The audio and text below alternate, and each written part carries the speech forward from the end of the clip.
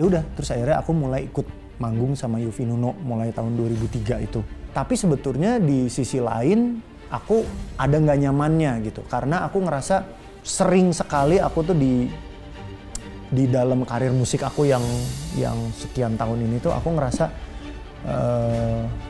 sendiri gitu, nggak ada yang bantuin. Terus udah gitu sering kali kayak cuman dikasih iming-iming sesuatu tapi pada akhirnya sih nggak berhasil gitu.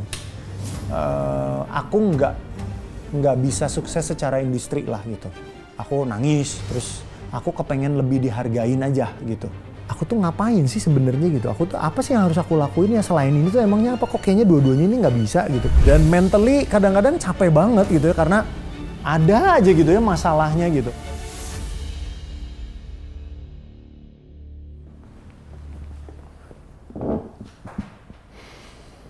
Halo, saya Gil Satiawaki. Kalau suatu hari nanti saya harus milih apakah mau jadi musisi yang terkenal atau ayah yang anaknya bangga, saya udah tahu jawabannya. Dari kecil, dari SD, dari TK, seneng musik, tapi lebih spesifiknya mungkin seneng lihat orang perform. Jadi waktu itu aku lihat Freddie Mercury yang pakai baju setengah hitam setengah putih, baju senam gitu, bajunya kebuka sampai sini gitu. Menurut aku itu gokil dan keren gitu. Mulai dari saat itu ya aku suka niru-niruin. Tapi ya sebetulnya lebih ke tampil ya. Aku belum tahu bahwa itu tuh musik gitu. Sampai akhirnya SMP aku ngerasa teman-teman aku semua punya keahlian olahraga atau pinter atau pada kaya-kaya gitu ya. Aku punya apa ya gitu. Terus aku lihat ayahku tuh main gitar gitu, terus dia pernah ngajarin aku cuma satu lagu doang. Terus gitu aku belajar sendiri. Nah tapi ya dari situ mulai ada pengakuan lah dari sekeliling aku ya di sekolah ya. Wah hebat ya, bisa main gitar gitu.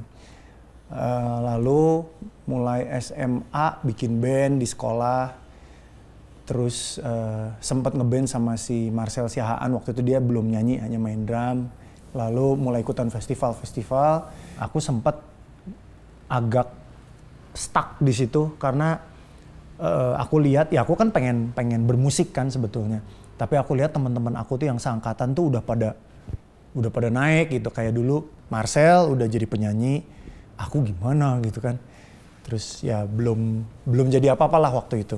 Itu salah satu titik titik balik Tuhan tuh nunjukin aku tuh mau jadi apa gitu. Jadi ya Roh Kudus tuh bilang sama aku gitu bahwa ya kamu bakal nyanyi tapi ayo kita sekolah dulu. Sekolahnya yang pertama mental dulu gitu. Aku nangis terus oke, aku tahu aku harus ngapain. Ya mulailah dari saat itu. Jadi teman band aku si Marcel itu dia kayaknya tuh sempat di audisi buat Yovie Nuno deh sama si Mas Yovie. Tapi mungkin karena dia terlalu ngerok jadi nggak kepake gitu. Terus si Mas Yovie nanya, Marcel kamu ada teman penyanyi cowok nggak? Terus aku dikenalin. Ya udah, terus akhirnya aku mulai ikut manggung sama Yovie Nuno mulai tahun 2003 itu. Lalu 2 tahun kemudian baru akhirnya keluar album Kemenangan Cinta yang Juwita itu. Tapi sebetulnya di sisi lain aku ada nggak nyamannya gitu. Karena aku ngerasa waktu itu aku di umur sebegitu dan punya juga talenta untuk menulis lagu, nggak kepake nih gua di sini gitu kan. Jadi terus dengan pendeknya aku mikir udah aku keluar aja gitu. Karena di sini aku nggak berkembang, aku mikirnya begitu. Setelah itu aku bikin mini album sendiri, aku nulis lagu sendiri, terus udah gitu rekam sendiri, cetak CD sendiri, jual sendiri. Pokoknya aku udah ngalamin lah yang namanya direct selling jualan album tuh udah pernah gitu. Dan ya sebetulnya aku berharap dari situ tuh akan ada next levelnya, tapi ternyata nggak ada. Aku nggak bisa sukses secara industri lah gitu. Jadi aku memutuskan untuk udahlah nggak usah ke industri, ngamen aja gitu. Terus aku banyak ngamen di Jakarta. Aku lama-lama mikir ini mau sampai kapan ya kayak gini gitu kan. Karena nggak kemana-mana juga gitu, dan pengen juga gitu punya karya lagi gitu yang yang diingat orang gitu kan. Aku kepengen lebih dihargain aja gitu. Justru mungkin karena aku selalu kepengen nyanyi tapi nggak berhasil, aku marah jadinya gitu. Ya makin pahit rasanya gitu. Karena kenapa ya kok aku nggak dikasih jalan, kok sering sekali aku tuh di dalam karir musik aku yang sekian tahun ini tuh aku ngerasa sendiri gitu, nggak ada yang bantuin, terus udah gitu sering kali kayak cuman dikasih iming-iming sesuatu tapi pada akhirnya sih nggak berhasil gitu. Kadang-kadang aku capek sendiri gitu ya.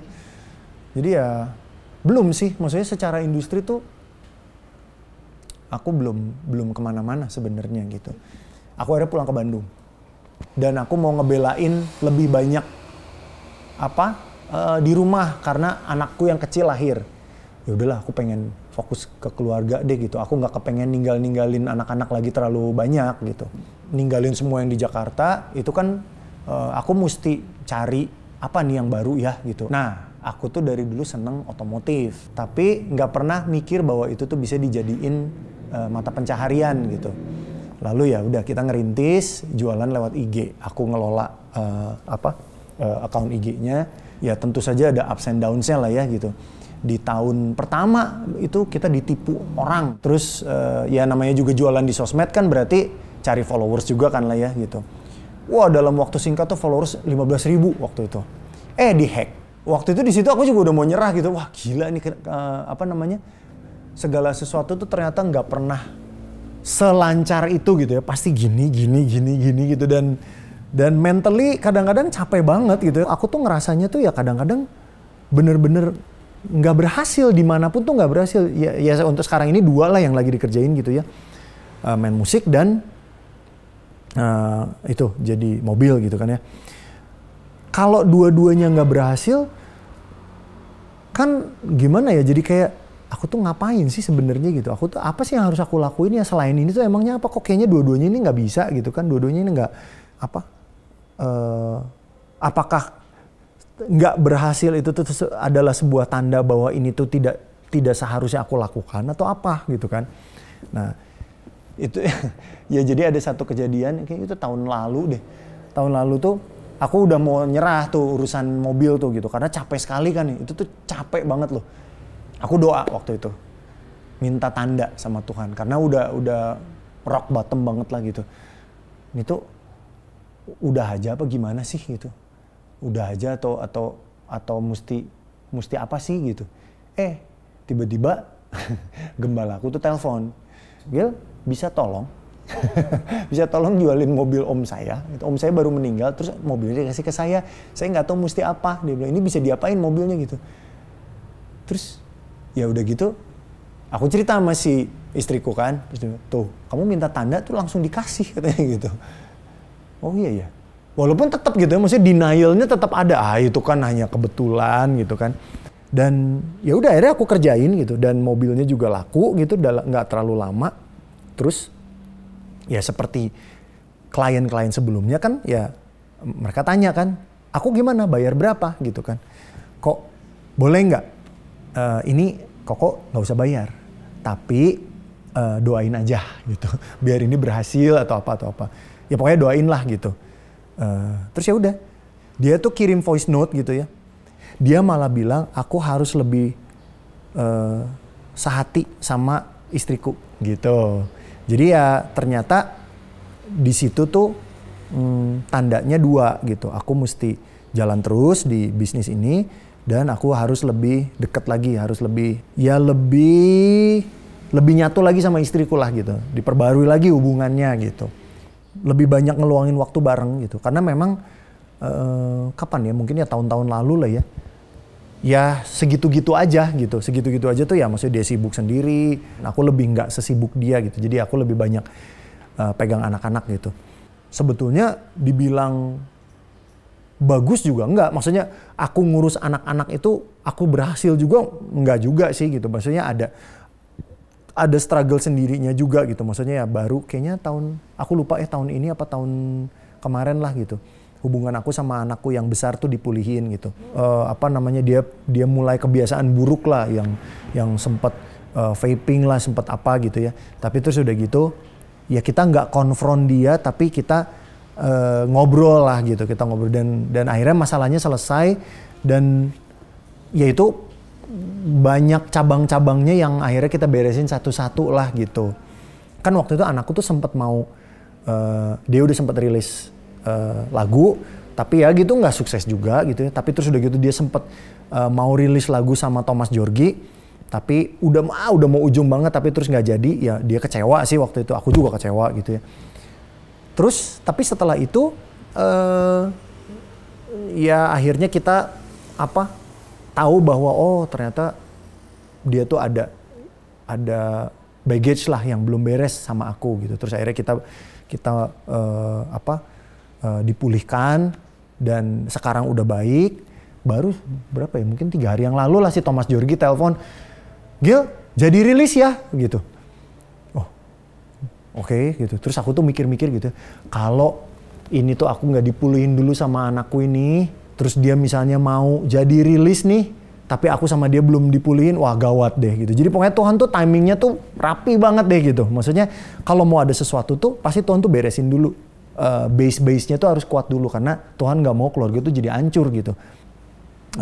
Tuhan beresin dulu satu persatu lah gitu. Baru nanti Tuhan kasih promosi-promosi lah istilahnya begitu. Setelah aku merenung sambil cerita ini, ternyata yang buat aku lebih penting itu adalah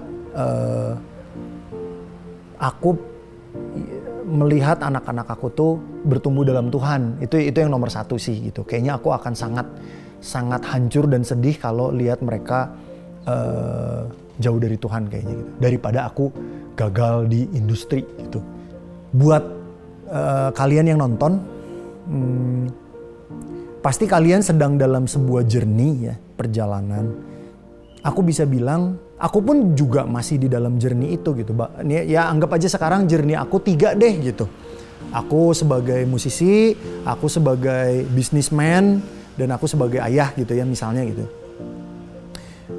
Aku rasanya kok masih jauh banget ya sebagai musisi gitu. Dan kayaknya ke depan tuh aku belum bisa ada bayangan akan seperti apa gitu. Tapi aku ingat di saat Tuhan kasih tahu bahwa aku tuh kamu akan jadi musisi gitu ya. Bahkan nubuatan buat aku tuh aku ingat kamu akan memimpin a group of musician dibilangnya gitu. Itu aku pegang terus gitu. Walaupun yang aku bayangin tuh aku kayaknya masih jauh banget gitu. Mimpi aku tuh masih jauh. Tapi Tuhan yang memulai loh gitu. Dan selama ini Tuhan masih kasih bukain jalan-jalan walaupun kayak masih jalannya masih di gang banget, belum masuk ke jalan yang highway yang lancar yang kelihatan menuju ke suatu tempat yang jelas gitu ya. Ya udah aku jalanin aja gitu.